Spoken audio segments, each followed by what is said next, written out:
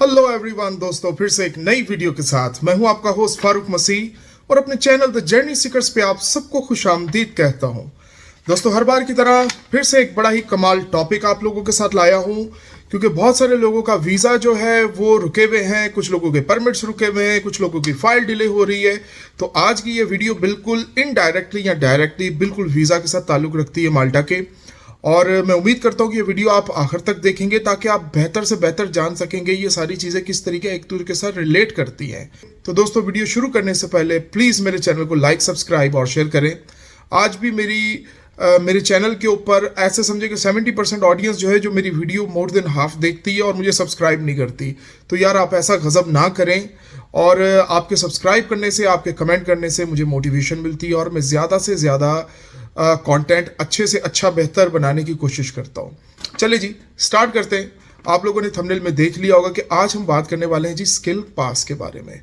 इसका ताल्लुक काफ़ी अरसे से बात हो रही थी कि ये आपको माल्टा के लिए ज़रूरत पड़ेगी, और जब इसके बारे में बात नहीं भी हो रही थी, मैं तब भी आप लोगों को वार्न कर रहा था कि कम्युनिटी के अंदर एक नेगेटिव परसेप्शन बनता जा रहा है जी। लोग लगातार लेबर क्लास रह गई, अब बिल्कुल उनको शायद अपना नाम भी नहीं लिखना आता था, वो भी माल्टा के अंदर आ रहे थे।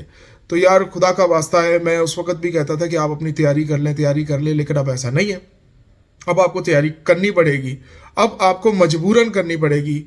और मैं आज बात करने वाला हूँ स्किल पास के बारे में। अब ये चीज़ क्लिस्टर क्लियर हो चुकी है कि जो लोग माल्टा आना चाहते हैं, मतलब अभी वो फाइल अप्लाई करने वाले हैं, उनको भी स्किल पास चाहिए। अब फर्दर न्यू जो फाइल्स होंगी उनके साथ आपका स्किल पास का कार्ड भी लगेगा, और अगर ये चीज़ लगी भी है तो फिर ही आपको जो है प्रायोरिटाइज किया जाएगा, आपको अपॉइंटमेंट्स भी मिलेंगे और आपको जो है किसी तरीके से आपका वीज़ा प्रोसेस होगा। अदरवाइज मेरे चैनल के ऊपर आप ढेर सारे लोग देख रहे हैं कि कमेंट के अंदर उनकी भाई फाइलें अटकी हुई हैं। इस वीडियो में बिल्कुल ये बात नहीं होने वाली कि जिनका ऑलरेडी ये लॉ आने से पहले फाइल सबमिट हुई है उनका क्या होगा, क्योंकि गवर्नमेंट ने उनके बारे में कुछ नहीं बताया। तो यार सॉरी, मैं उनके बारे में इस वीडियो में बात नहीं करूंगा कि जिनकी ऑलरेडी स्किल पास आने से पहले फाइल लगी हुई थी। लेकिन अब जो नए आने वाले उनके लिए क्या चीज़ है, तो ये पेपर बहुत कुछ लिखना पड़ा है मुझे और इसके हिसाब से होगा। आज की वीडियो में हम लोग डिस्कस करेंगे कि जी इसकी फ़ीस कितनी है और तरह तरह की कैटेगरीज में जो लोग फॉल करते हैं उनकी क्या फीसेस हैं। और क्योंकि माल्टा में सिर्फ आप लोग वर्क परमिट वाले नहीं, स्टूडेंट भी आते हैं भाई, यूरोपियन यूनियन वाले भी आते हैं, कुछ EEA वाले कंट्री से भी आते हैं, तो काफ़ी सारे। चलिए जी, शुरू करते हैं। आगे काफ़ी लंबी वीडियो हो गई है, ये सारी चीज़ें बताते बताते आपको एक ओवरव्यू देना बहुत ज़रूरी मैं समझता हूँ कि एटलीस्ट आपको पता हो कि हम लोग बात किस चीज़ के बारे में करने वाले हैं। तो जी, इस स्किल पास के अंदर मैंडेटरी 4 सब्जेक्ट्स होंगे या 4 टॉपिक्स आप समझें, और ये 2 फेजेस में होगा। हम फर्स्ट फेज वाले की बात करेंगे। फर्स्ट फेज के अंदर आपका इंग्लिश का टेस्ट होगा। सेकंड पार्ट जो होगा बेसिक कस्टमर केयर का आपका टेस्ट होगा, फिर आपका बेसिक मॉल्टीज का टेस्ट होगा, फिर आपका बेसिक इंग्लिश फॉर हॉस्पिटैलिटी। ये 4 टॉपिक्स आपको फर्स्ट फेज में किए जाएंगे। जब आप फर्स्ट फेज कवर कर लोगे तो आपको फेज 2 के अंदर आपको स्लॉट बुक करना पड़ेगा, और जिन लोगों ने अभी फाइल नहीं लगाई उन लोगों को VFS के अंदर ही असेसमेंट के लिए बुलाया जाएगा और वहाँ पर उनसे फेस टू फेस बात की जाएगी। और उसके अंदर भी आपकी वो, खैर इस कोर्स के अंदर वो सारी आपकी तैयारी करवा चुके होंगे। वहाँ पर आपको आपके साथ जो है वो वीडियो कॉल पे भी बात हो सकती है और आपके साथ फेस टू फेस भी बात हो सकती है। तो ये चीज़ आप जो है ना बिल्कुल अपने आप को क्लियर कर लें कि ये चीज़ आपने इस तरीके से करनी है। फेस 2 में कन्वर्सेशन होगी और फेस 1 में आपको टॉपिक्स के बारे में बताया जाएगा। और फिर इसके बारे में बात ये हो रही है जी कि आपके पास 4 तो मैंडेटरी मैंने आपको बताया, English test, basic customer care, Maltese, English for hospitality. लेकिन इसके अलावा एक ऑप्शनल सब्जेक्ट होगा। अब ऑप्शनल सब्जेक्ट क्या होगा, उसकी कैटेगरी में 1 2 3 4 5 6 7 लोग आते हैं। उसके अंदर सबसे पहला ऑप्शनल आपका सब्जेक्ट हो सकता है, ये आपकी जॉब के हिसाब से आप सेलेक्ट करेंगे। आपका एम्प्लॉयर आपको हेल्प करेगा कि आपकी जॉब कौन सी है, उसके हिसाब से आप सेलेक्ट करेंगे। आप ऐसा नहीं करें अपनी मर्जी से कुछ सेलेक्ट कर ले, नो, ठीक है।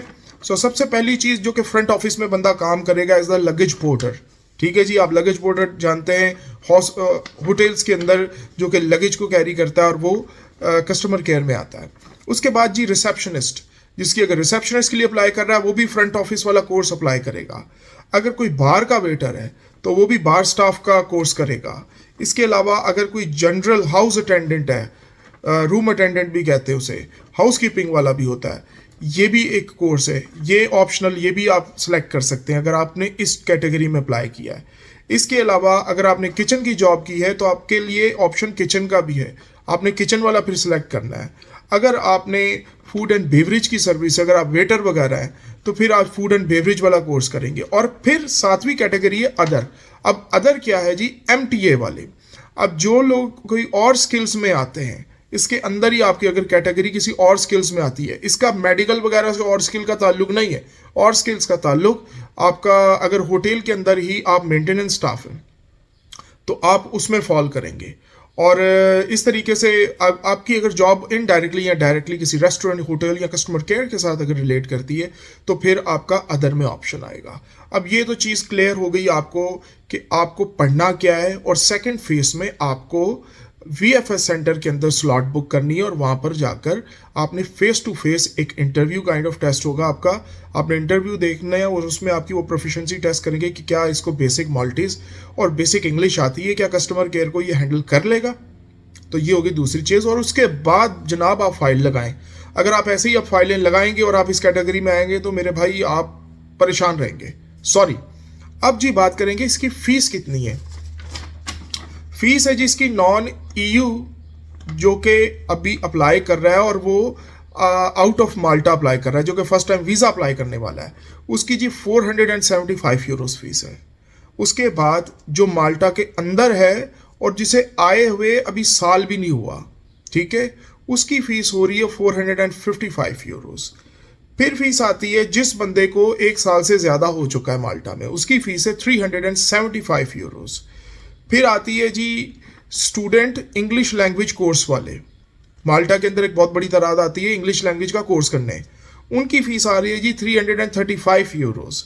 उसके बाद स्किल्ड वर्कर MTA वाले, मेंटेनेंस वाले, जो मैंने आपको बताया था, मेंटेनेंस वाले हो गए, और भी स्किल्ड वर्कर में एक बड़ी कैटेगरी आपको MTA में मिल जाएगी, उनके लिए जी 280 यूरोस, ठीक है जी। उसके बाद आ रहे हैं जी इंटर्नशिप वाले स्टूडेंट्स, उनको कुछ पे करने की ज़रूरत नहीं है। फुल टाइम कोर्स वाले स्टूडेंट, उनको भी कोई स्किल कार्ड की ज़रूरत नहीं है। इसके बाद जो EU वाले हैं उनको भी कोई फीस पे करने की ज़रूरत नहीं है। तो मैं उम्मीद करता हूं दोस्तों कि आपको ये टॉपिक क्रिस्टल क्लियर हो चुका होगा। और ये स्किल पास होता कहाँ से, उसकी मैं साइट आपको मेरे डिस्क्रिप्शन में मिल जाएगी।